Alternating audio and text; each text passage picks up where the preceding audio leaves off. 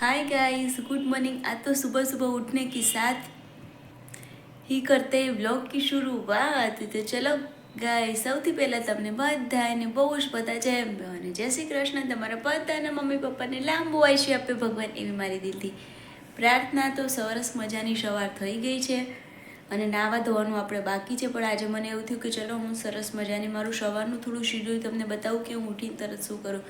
તો ઉઠીને બ્રશ ને એવું કરીને ફ્રેશ થયા પછી સૌથી પહેલું મારું કામ છે કે બહુ જ બધું પાણી પીવાનું। ઓ આજે તો મારી ટી શર્ટ ને બંને મેચિંગ થઈ ગયું છે।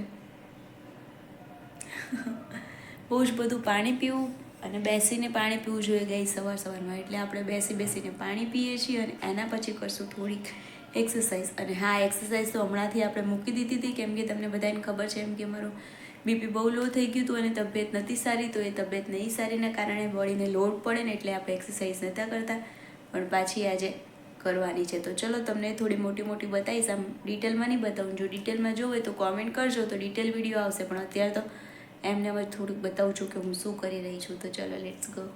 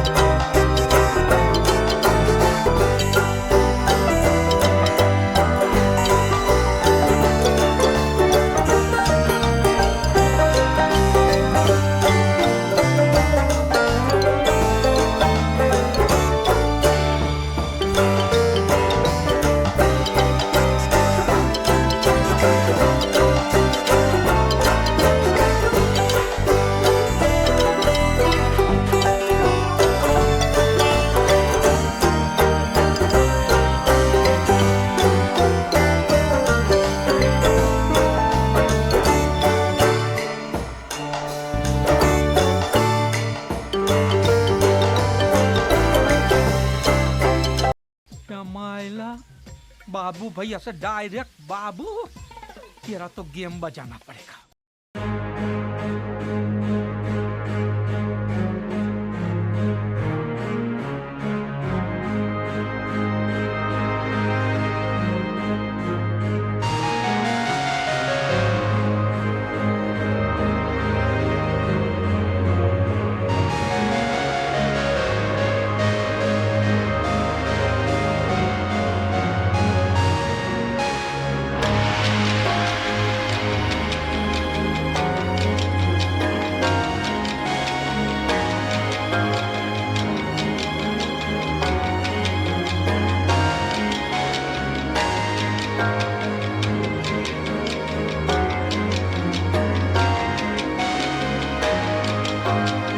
सब क्या देखना पड़ रहा है।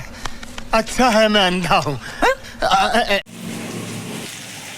ગાઈસ નહીં ગયું, મસ્ત ફ્રેશ થઈ ગયા છે, મારી પૂજા પાઠ બી થઈ ગઈ છે, માળા બધું બી થઈ ગયું છે। હવે અહીંયા મારે બને છે જમવામાં ભીંડાનું શાક અને રોટલી બનાવું છું, તો શાક વઘારી દીધું છે, ફટાફટથી રોટલી કરી દઈએ। ચલો ગાઈસ, પછી મળીએ તમને રોટલી બોટલી કરી, કદાચ તો હવે જમીને બી મળીએ। ચલો લેટ્સ।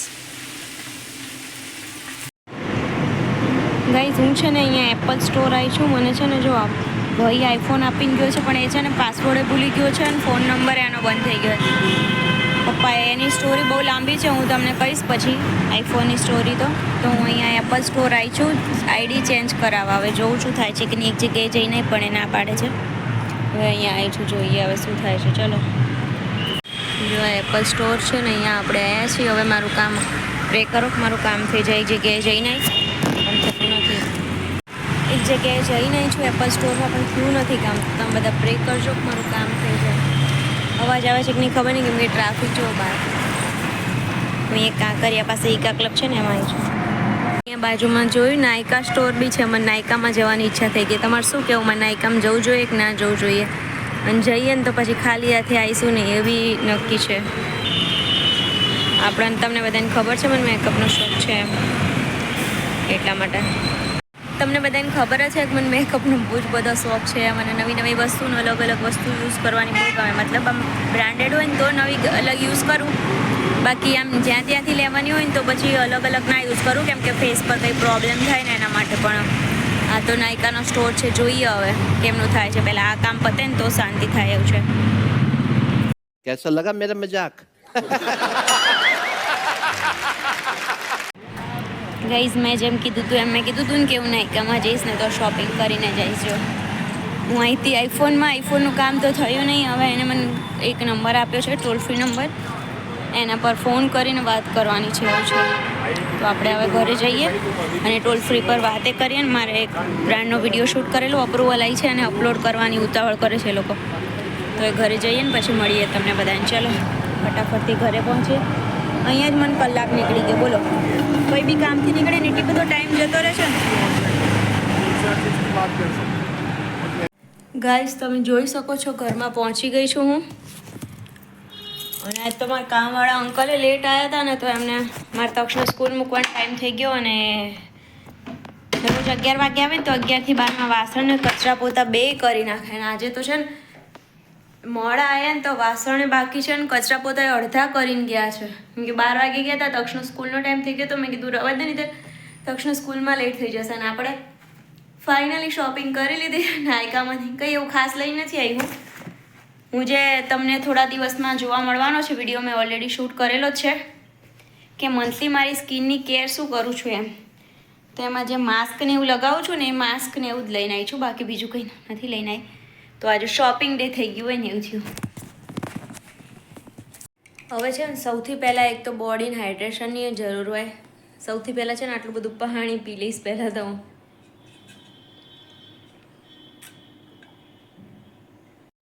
ये बड़ी अच्छी बात कही आप.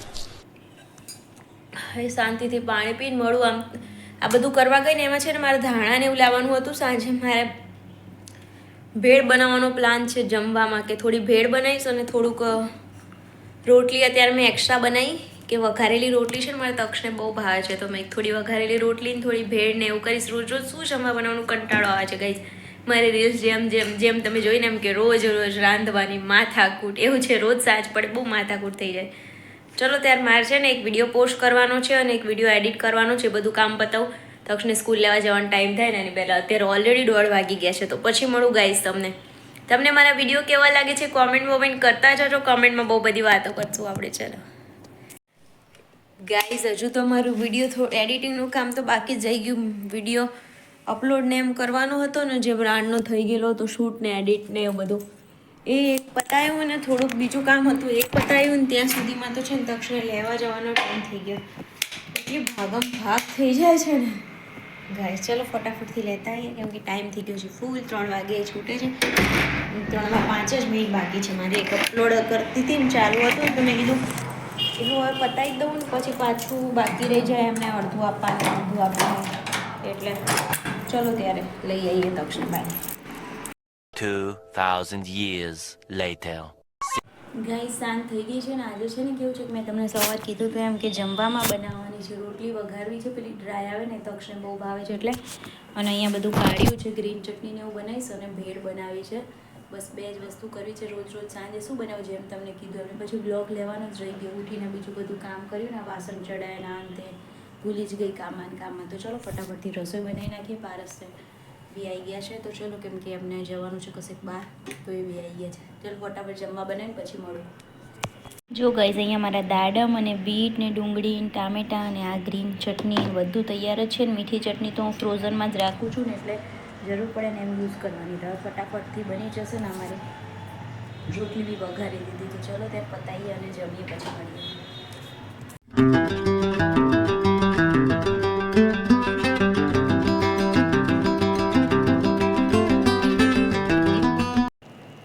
બે રેડી થઈ ગઈ છે ગાઈસ. ચલો ત્યારે જમવા અમે જમી લઈએ.